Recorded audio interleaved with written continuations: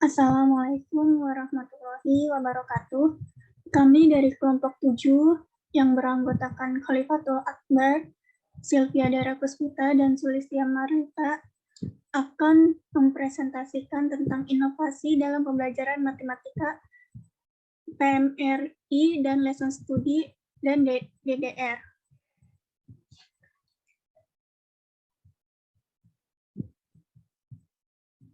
Yang pertama akan dibahas oleh Sulistya.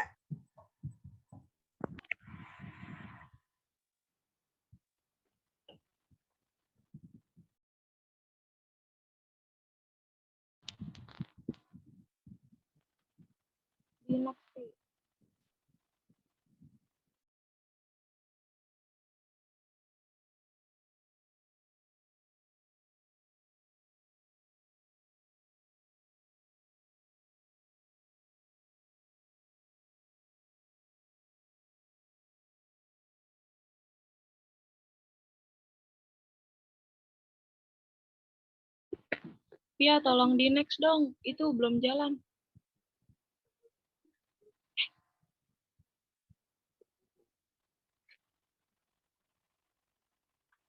Pia. Udah belum? Belum, Pi. Coba Pi di close dulu, Pi. Di close dulu terus share screen lagi, ulangi. Bentar.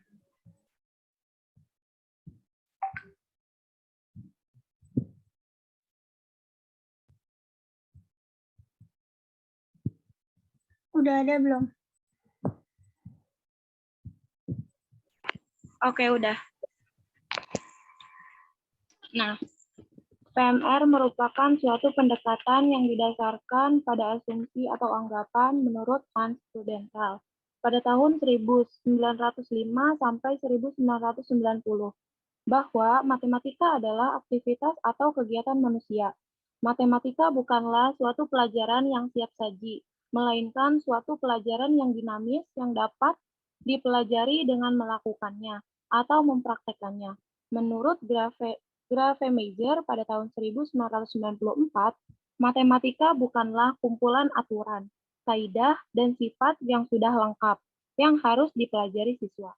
Matematika tidak dipahami sebagai bentuk yang sudah jadi dan bisa langsung digunakan. Pendekatan tradisional berorientasi pada penggunaan matematika siap dipakai. Sedangkan dalam pendekatan PMR, matematika siap pakai merupakan hasil yang diperoleh sendiri oleh siswa. Dengan kata lain, dalam PMR sebelum matematika siap pakai digunakan, siswa harus memperolehnya terlebih dahulu dengan suatu kegiatan yang disebut matematisasi. Dalam PMR, masalah nyata dari kehidupan sehari-hari digunakan sebagai titik awal dalam pembelajaran matematika. Hal ini bertujuan untuk mengenalkan kepada siswa bahwa matematika sebenarnya dekat dengan kehidupan sehari-hari mereka. Dalam PMR, masalah nyata dari kehidupan sehari-hari digunakan sebagai titik awal dalam pembelajaran matematika. Hal ini bertujuan untuk mengenalkan kepada siswa bahwa matematika sebenarnya dekat dengan kehidupan sehari-hari mereka. Next.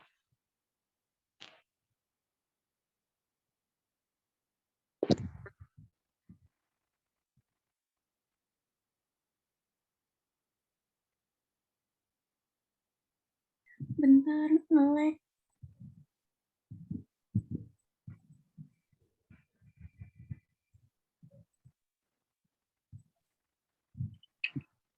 Udah belum? Sulis udah keganti belum? Udah. Inovasi dan reformasi. Meskipun pembelajaran matematika di Indonesia selalu mengalami perubahan, yang tentunya bertujuan untuk memperbaiki kekurangan yang masih ada.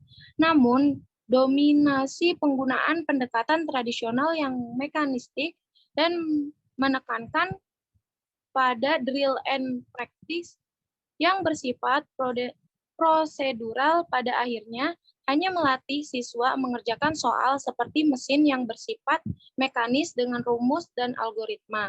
Dampaknya, pembelajaran matematika selama ini tidak bermakna. Perlu ada inovasi dan reformasi pembelajaran matematika di Indonesia. Mengapa PMRI dapat disebut suatu inovasi? Menurut Ibrahim, pada 1988, inovasi adalah suatu ide, barang, kejadian, metode yang dirasakan atau diamati sebagai suatu hal yang baru bagi seseorang atau sekelompok orang, misalnya masyarakat. Baik itu berupa hasil invensi, yang penemuan yang benar-benar baru, atau hasil discovery, atau penemuan suatu yang sebenarnya benda atau hal yang ditemukan itu sudah ada, tetapi belum diketahui oleh orang. Meskipun pembelajaran matematika, inovasi dan reformasi. Sebagai suatu inovasi, PMRI tidak hanya mengenai cara baru dalam pembelajaran matematika dan aktivitas-aktivitas yang dilakukan di dalam kelas.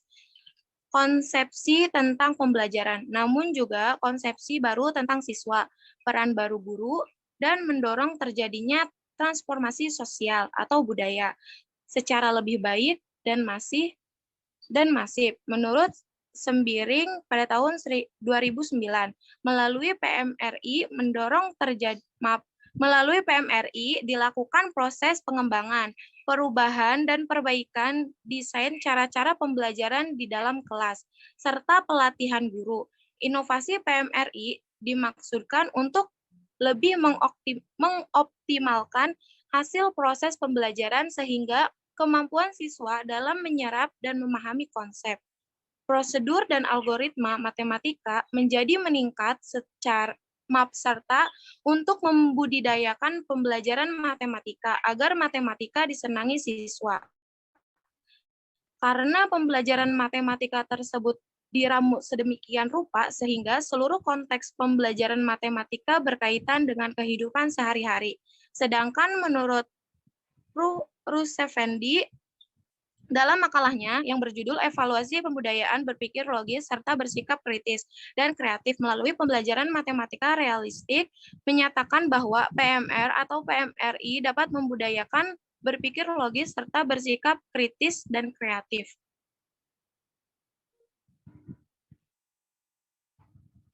Hasil-hasil penerapan PMRI. Dalam pembelajaran matematika saat ini, salah satu pendekatan yang sedang ramai dibicarakan oleh orang adalah pendekatan matematika realistik atau yang disebut dengan PMR. Berdasarkan hasil-hasil penelitian kuantitatif dan kualitatif, penerapan RME dalam pembelajaran matematika memperlihatkan hasil yang menjanjikan. Menurut Baker dan Salter pada tahun 2001, menyatakan bahwa siswa yang memperoleh pembelajaran matematika dengan pendekatan PMR memperoleh skor yang lebih tinggi dibandingkan siswa yang belajar matematika dengan pendekatan tradisional. Lebih lanjut, keunggulan tersebut terutama dalam keterampilan berhitung dan lebih khusus bagi dalam masalah aplikasi. Selain populer di negara asalnya, Belanda, PMR juga banyak mempengaruhi kinerja para pendidik matematik di berbagai negara. Beberapa penelitian menurut tim BKPBM pada 2001 yang telah dilakukan di beberapa negara menunjukkan bahwa pendekatan PMR setidaknya dapat membuat matematika lebih menarik, lebih bermakna, mempunyai relevansi dengan kehidupan nyata, dan tidak perlu formal dan tidak terlalu abstrak.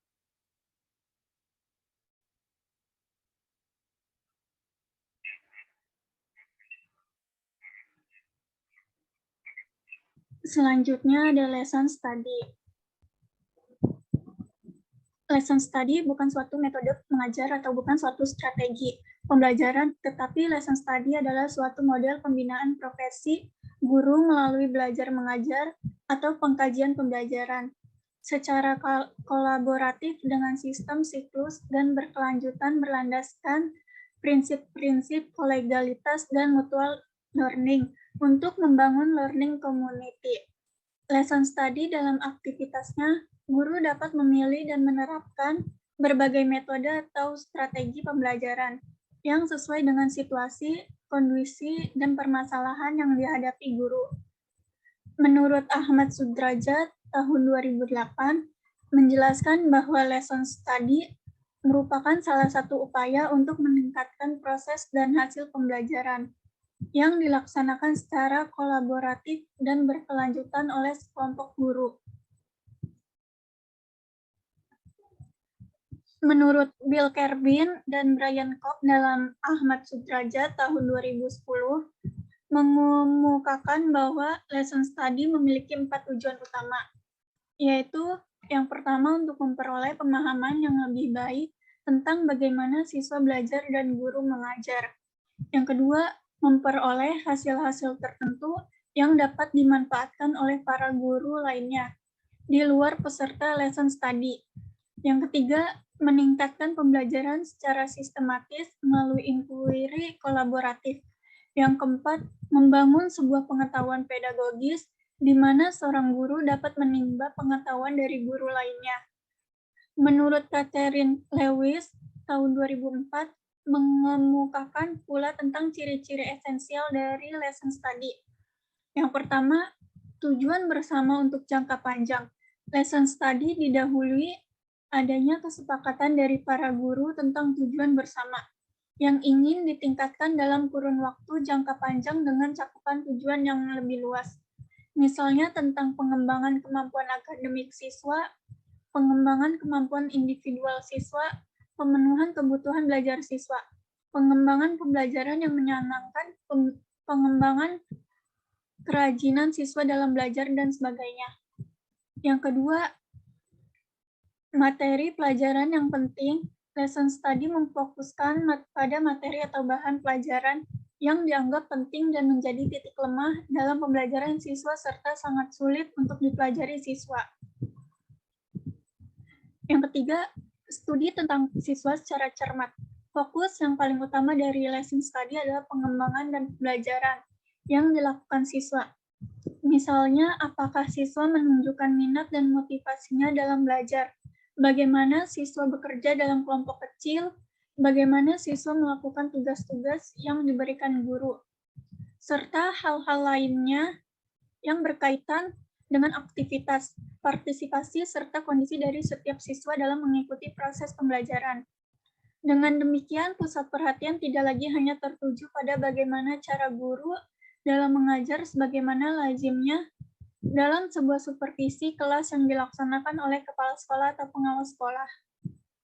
Yang keempat, observasi pembelajaran secara langsung. Observasi langsung boleh dikatakan merupakan jantungnya lesson study untuk menilai kegiatan pengembangan dan pembelajaran yang dilaksanakan siswa.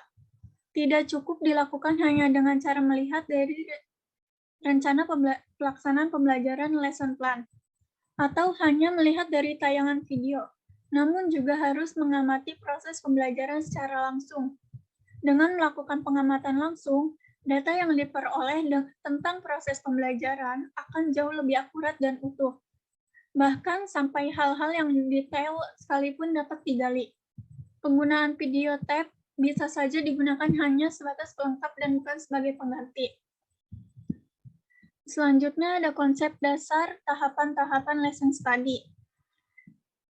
Konsep dasar pelaksanaan lesson study yang dikembangkan di Jepang merupakan suatu kegiatan pembelajaran dari sejumlah guru dan pakar pembelajaran yang mencakup 3 tahapan kegiatan sebagai berikut. Yang pertama ada plan atau perencanaan. Pada tahap ini, hal-hal yang akan dilakukan adalah yang pertama, mengidentifikasi masalah pembelajaran yang ada di kelas yang akan digunakan untuk kegiatan lesson study, dan perencanaan alternatif pemecahannya. Identifikasi masalah tersebut berkaitan dengan pokok bahasan atau materi pelajaran yang relevan, karakteristik siswa dan suasana kelas, metode atau pendekatan pembelajaran, metode atau alat peraga, proses evaluasi, dan hasil belajar yang akan dicapai. Yang kedua, dari hasil identifikasi tersebut didiskusikan dalam kelompok lesson study. Yang ketiga, hal yang penting pula untuk didiskusikan adalah penyusunan lembar observasi, terutama penentuan aspek-aspek yang perlu diperhatikan dalam suatu proses pembelajaran dan indikator-indikatornya, terutama dilihat dari segi tingkah laku siswa. Aspek-aspek proses pembelajaran dan indikator-indikator itu Disusun berdasarkan perangkat pembelajaran yang dibuat serta kompetensi dasar yang ditetapkan untuk dimiliki siswa setelah mengikuti proses pembelajaran. Yang keempat, dari hasil identifikasi masalah dan diskusi perencanaan pemecahannya, selanjutnya disusun dan dikemas dalam suatu perangkat pembelajaran. Tahapan yang kedua yaitu ada do atau tindakan dan observasi. Pada tahap ini, seorang guru yang disebut guru model melakukan implementasi rencana pelaksanaan pembelajaran yang telah disusun tersebut di kelas, melaksanakan pembelajaran. Pakar dan guru lain melakukan observasi dengan menggunakan lembar observasi yang telah dipersiapkan dan perangkat lain yang diperlukan. Pada observer ini mencatat hal-hal positif dan negatif dalam proses pembelajaran, terutama dilihat dari segi tingkah laku siswa. Selain itu, jika memungkinkan, dilakukan rekaman video audio visual yang meng-close up kejadian-kejadian khusus pada guru dan siswa selama pelaksanaan pembelajaran. Hasil rekaman ini berguna nantinya sebagai bukti autentik kejadian-kejadian yang perlu didiskusikan dalam tahap refleksi atau pada seminar hasil lesson study. Di samping itu dapat digunakan sebagai bahan diseminasi kepada khalayak yang lebih luas. Yang ketiga ada tahapan C atau refleksi dan evaluasi. Selesai pembelajaran, segera dilakukan refleksi dan evaluasi. Pada tahap ini, guru yang tampil dan para guru yang lain, observer, serta pakar mengadakan diskusi tentang pembelajaran yang baru saja dilakukan. Diskusi ini dipimpin oleh guru lain yang ditunjuk.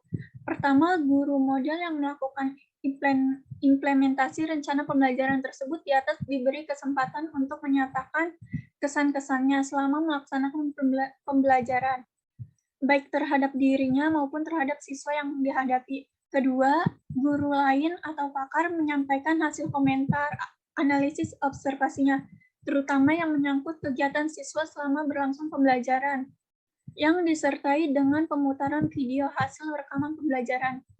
Yang ketiga, guru model yang melakukan implementasi. Oke, boleh. Next. Didaktik berasal dari kata didaskin dalam bahasa Yunani, yang artinya itu mengajar, dan didaktikus yang artinya pandai dalam mengajar. Didactical Design Research atau DDR merupakan bagian dari desain research. Menurut Plum pada tahun 2007 halaman 13, desain research adalah suatu kajian sistematis tentang merancang, mengembangkan, dan mengevaluasi intervensi pendidikan. Yang dalam hal ini, intervensi pendidikan ini seperti programnya, strategi, bahan ajar, produk, dan juga sistem pendidikannya. Sebagai solusi untuk memecahkan masalah yang kompleks dalam praktik pendidikan, yang juga bertujuan untuk memajukan pengetahuan kita tentang karakteristik dari intervensi-intervensi tersebut, serta proses perancangan dan pengembangannya. Jadi, didaktikal atau desain research itu merupakan kajian sistematis yang mendesain atau merancang, mengembangkan, dan juga mengevaluasi produk-produk dalam pendidikan. Kurang lebih seperti itu. Next. Desain research ini digunakan dalam penelitian untuk mengembangkan teori-teori didaktis dalam pembelajaran bidang studi tertentu, mulai dari tingkat dasar sampai ke perguruan tinggi. Istilah lain yang digunakan dan relevan menurut Linilah, didactical design research adalah bentuk khusus dari penerapan desain research, baik yang mengacu kepada validation study maupun development study. Hanya saja penggunaan desain didaktis menunjukkan bahwa terdapat penekanan pada aspek-aspek didaktik dalam perancangan pembelajaran yang mengacu kepada teori pembelajaran yang lebih mikro. Filosofi yang mendasari DDR adalah pemahaman tentang bentuk-bentuk inovasi pendidikan dan upaya peneliti dalam menciptakan inovasi pendidikan. Proses pembelajaran pada umumnya mempelajari tentang fenomena belajar dan juga mengajar yang terjadi di antara guru, siswa, dan juga materi atau pengetahuan yang diajarkan. Next.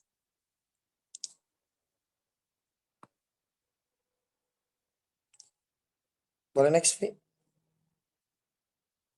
Nah, ini ada dua model pengembangan dari Didactical Design Research atau DDR. Yang pertama itu ada yang dikembangkan oleh Hudson, yang kedua dikembangkan oleh Suryadi. Yang model Hudson dulu, model Hudson memandang bahwa didaktik adalah hal yang menjadi fokus utama dalam pembelajaran sejak tahap perencanaan pembelajaran.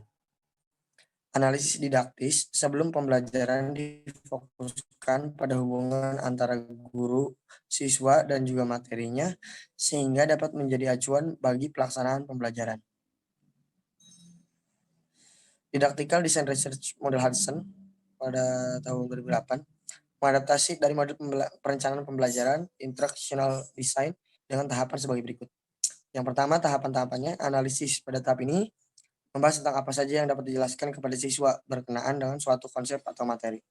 Selain itu, menunjukkan hal yang dianggap penting dari pengetahuan, pengalaman, kemampuan, atau keterampilan yang diperoleh dari materi yang diperlukan oleh siswa. Next. Yang kedua ada tahap perancangan atau desain. Tahap ini mengembangkan konten melalui perspektif pedagogis yang khusus berdasarkan hasil dari tahap analisis sebelumnya. Beberapa faktor yang diperhatikan pada tahap ini seperti kontennya menarik, mampu menstimulus siswa, mudah untuk dipahami, dan bisa dibayangkan oleh siswa atau dekat dengan siswa, realistis, dan juga bisa membuat siswa ini menjadi termotivasi dan semangat. Yang ketiga, ada tahap pengembangan. Tahap ini lebih memperjelas lagi mengenai peran penting dari produk yang dikembangkan terhadap situasi pembelajaran, aktivitas pedagogis, dan lingkungan belajar. Di samping itu diperhatikan juga sejauh mana produk yang dikembangkan tersebut dapat menunjang peranan guru dalam pembelajaran. Yang keempat, tahap interaksi. Tahap ini menekankan pada bagaimana produk yang dikembangkan dapat membantu proses interaksi siswa dengan teknologi, guru, dan siswa lainnya. Diperhatikan juga tentang pencapaian kemampuan hasil belajar siswa. Yang kelima, evaluasi. Tahap ini menggambarkan bagaimana kualitas produk yang dikembangkan terhadap situasi pembelajaran, aktivitas pembelajaran atau aktivitas pedagogis, dan juga lingkungan belajar siswa. Next. Nah, sedangkan yang ini yang menurut Suryadi ya, dikutip dari Marta Dipura pada tahun 2013, memformulasikan sebuah DDR dalam pengembangan bahan ajar melalui 3 tahap. Di antaranya, yang pertama, analisis situasi didaktis yang dilakukan guru sebelum pembelajaran, berupa pemikiran guru tentang prediksi atau antisipasi terhadap respon siswa yang akan muncul pada situasi pembelajaran yang akan dimunculkan pada saat pembelajarannya. Yang kedua, analisis metapedidaktik yang dilakukan selama proses pembelajaran berupa kemampuan guru terkait dengan peristiwa pembelajaran untuk memandang komponen-komponen segitiga didaktis yang dimodifikasi seperti antisipasi didaktis pedagogis, ADP, hubungan didaktis atau HD, dan hubungan pedagogis sebagai suatu kesatuan yang utuh. Kemudian guru mengembangkan tindakan sehingga tercipta situasi didaktis dan pedagogis yang sesuai dengan kebutuhan yang diperlukan oleh siswa. Yang ketiga, analisis retrospektif, yakni analisis yang mengaitkan hasil analisis situasi didaktis, hasil hipotesis dengan hasil analisis metapedidaktik berupa refleksi pasca pembelajaran. Next. Oke, terima kasih. Cukup sekian presentasi dari kami kelompok 7. Dikembalikan kepada Sylvia.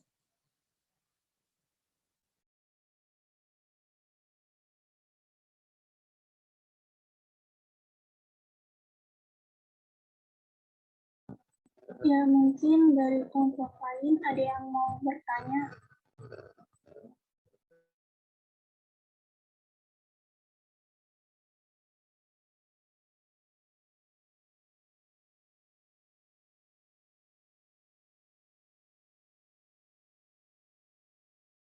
Kelompok 1, apakah mau bertanya?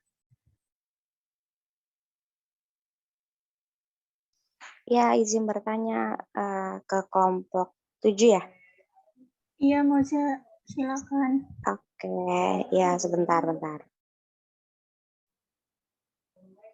Tadi kan ada bahasan terkait lesson study ya. Lesson gimana sih ngomongnya? Ya, yang lesson study. Ya, nah dari menurut kalian ini apa sih sebenarnya manfaat lesson pelajaran?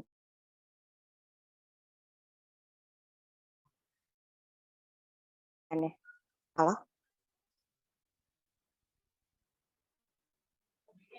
Bisa diulang nggak, Moza? Ya, soal lesson study. Jadi menurut kalian nih apa manfaat lesson study dalam pembelajaran gitu? Jelas nggak? Jelas. Oke, terima kasih, Moza. Mungkin dari Oke, makasih. kelompok selanjutnya ada yang mau bertanya?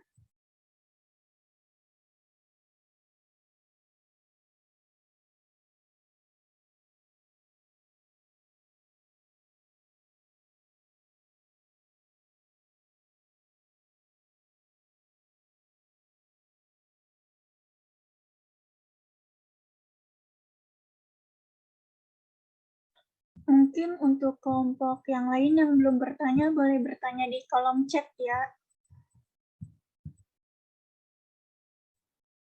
Ya, sebelumnya saya Sylvia dari perwakilan kelompok 7 akan menjawab pertanyaan dari kelompok 1.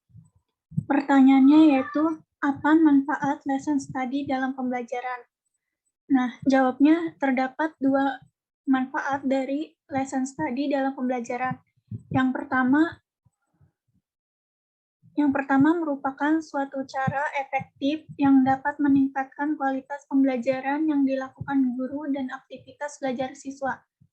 Hal ini karena dilakukan dan didasarkan pada hasil sharing pengetahuan profesional yang berlandaskan pada praktik dan hasil pengajaran yang dilaksanakan para guru. Tujuan utama dalam pelaksanaan agar kualitas belajar siswa meningkat. Kompetensi yang diharapkan dimiliki siswa dijadikan fokus dan titik perhatian, utama dalam pembelajaran di kelas. Berdasarkan pengalaman real di kelas, dapat dijadikan dasar untuk pengembangan pembelajaran. Menempatkan peran para guru sebagai peneliti pembelajaran. Manfaat yang kedua, kegiatan yang dirancang dengan baik akan menjadikan guru menjadi profesional dan inovatif.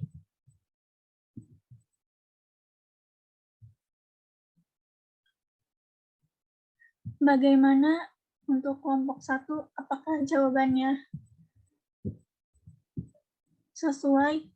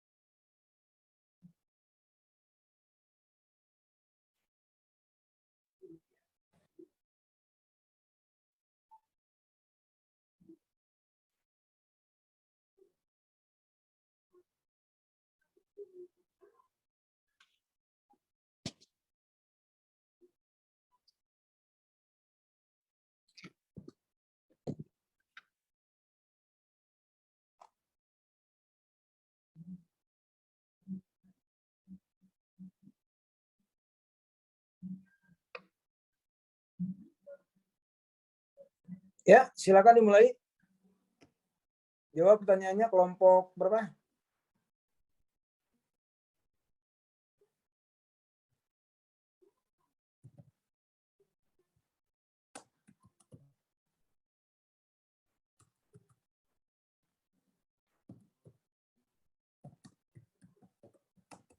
Oke, di sini saya akan menjawab pertanyaan dari kelompok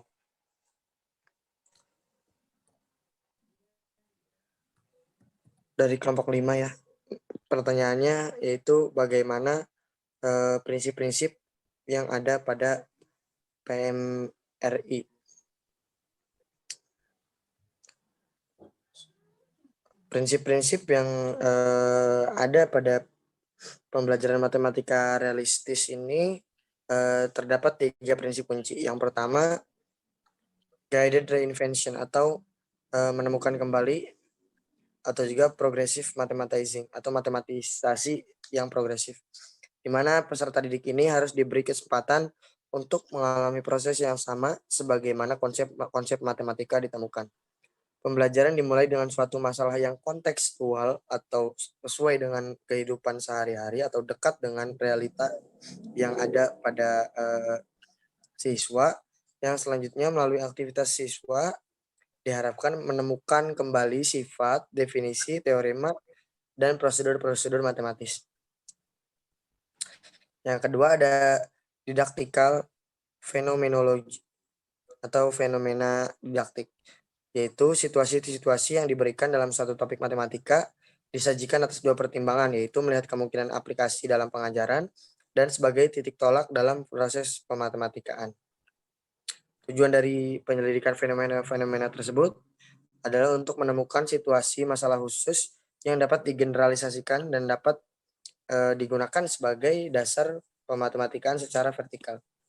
Yang ketiga ada self-developed models atau pengembangan model sendiri. Kegiatan ini berperan sebagai jembatan antara pengetahuan informal dan matematika formal.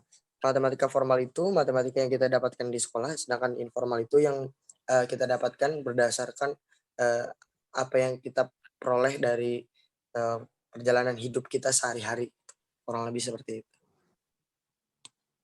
Gimana dari kelompok 5? Ya, silakan lanjutkan. Selanjutnya saya akan menjawab dari kelompok 9. Pertanyaan Ya. dari kelompok 9 yaitu bagaimana pendekatan PMRI dengan matematika? Apakah ada kaitannya dengan kehidupan sehari-hari? Ya. Untuk jawabannya yaitu pendekatan PMRI diyakini mampu membuat matematika berkaitan erat dengan kehidupan sehari-hari. Sehingga dengan segera siswa mampu mengaplikasikan matematika dalam konteks yang berguna bagi siswa, baik dalam kehidupannya maupun dalam dunia kerja nanti. Dalam PMRI, masalah nyata dari kehidupan sehari-hari digunakan sebagai titik awal dalam pembelajaran matematika. Hal ini bertujuan untuk mengenalkan kepada siswa bahwa matematika sebenarnya dekat dengan kehidupan sehari-hari mereka. Adanya aktivitas matematisasi dalam PMRI menunjukkan bahwa terdapat perbedaan pada cara memperoleh mengkonstruksi matematika, yaitu dari penyampaian definisi, aturan, hukum, konsep, prosedur, rumus, dan algoritma dalam bentuk pencapaian konsep-konsep matematika melalui konteks yang bermakna dan berguna bagi siswa. Mungkin itu saja. Apakah kelompok 9 sudah puas dengan jawabannya? Ya cukup, nggak usah ditanya puas tidak puasnya. Udah cukup ya. Nanti saya catat ya. Nanti jawabannya kan di laporan diskusi ada kan? Ya, nanti saya nilai. Satu lagi ya Pak? Satu lagi. Kan 3 pertanyaan. Yang Satu lagi pertama siapa? tadi udah, Pak. Oh, udah ya, oke. Nah, jadi kalau saya tambahkan ya, kita cermati inovasi pembelajaran mulai kita lihat PMRI, kemudian lesson study dan DDR ya, didaktikal design research. Ini sesungguhnya sebuah upaya untuk bagaimana peserta didik ini diberikan pengalaman, khususnya dalam pembelajaran matematika. Khususnya dalam PMRI, pendekatannya bagaimana peserta didik ini bisa diberi pengalaman untuk pemodelan. Ya. Jadi fenomena tadi kan ada fenomenologis ya. Fenomena-fenomena yang terjadi sebagai fakta dimodelkan. Terus sebaliknya, model yang seperti ini atau yang model matematis ini dalam penerapannya, aplikasinya dalam kehidupan sehari bagaimana. Nah itu esensi dari PMR, pembelajaran matematik realistik ya. Nah ini merupakan sebuah upaya untuk bagaimana pembelajaran matematika itu menyenangkan, joyful, ya, menyenangkan, meaningful, mempunyai makna yang sangat tinggi, dan sampai apa yang telah dilakukan, yang selama ini dilakukan dalam pembelajaran matematika itu, peserta didik kesannya itu seperti terkooptasi ya, terbelenggu. Karena dalam pembelajaran matematika ini hasil penelitian ya, lebih kepada pengajaran seperti ilmuwan begitu. Seperti pembelajaran konsep matematika direct langsung.